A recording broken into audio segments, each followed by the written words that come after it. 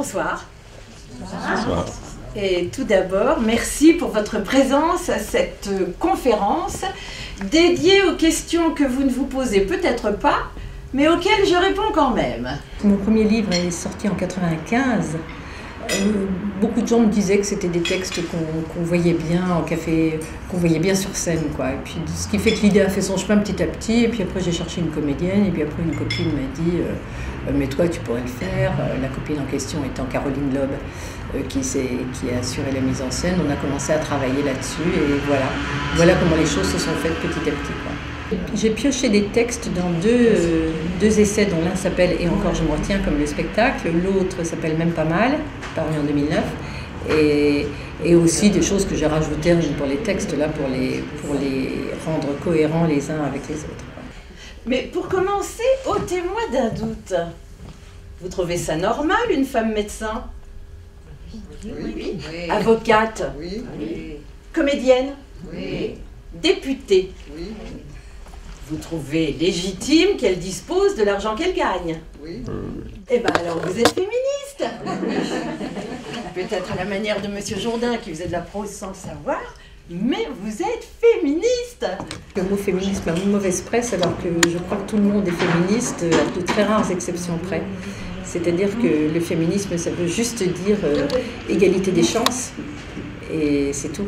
Donc c'est le b.a.-ba de la démocratie, quoi. Je crois que tout démocrate cohérent est en même temps féministe. C'est obligé.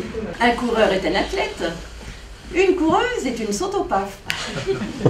Un expert est un scientifique. Une experte s'y connaît au plumard. Un entraîneur travaille à améliorer les résultats d'une équipe sportive. Une entraîneuse travaille dans un bar à putes. Un professionnel est un mec compétent. Une professionnelle est une pute. Un homme public est un homme connu. Une femme publique est une pute. Un courtisan est un flatteur. Une courtisane est une pute. Un péripatéticien est un philosophe. Une péripatéticienne est une pute. On est dans un système où tout se tient et tout alimente le truc. Et j'ai essayé de faire un peu le tour de ça, de faire un état des lieux de comment tout se tient entre l'épilation maillot, la schtroumpfette, la parité, tout ça fonctionne ensemble et évidemment l'inégalité salariale et la non prise en compte des enfants dans le calcul des retraites. Tout ça se tient. Sans les bébés, le pays disparaît. Excusez du peu. Eh bien, après le travail gratuit à la maison, le travail sous-payé à l'extérieur, lorsque l'enfant paraît, c'est nous qui payons. Chaque maternité accentue les écarts de salaire, alourdit les tâches ménagères, ralentit les carrières, et c'est là que ça devient délire, fait fondre les retraites. Évidemment, ce n'est pas les hommes les plus réacs et les plus machistes qui viennent dans mon spectacle. Mais du coup, j'ai été très surprise parce que d'abord, je m'attendais à ce qu'il y en ait moins. En fait, il y en a pas mal. Et ensuite, ils s'amusent beaucoup.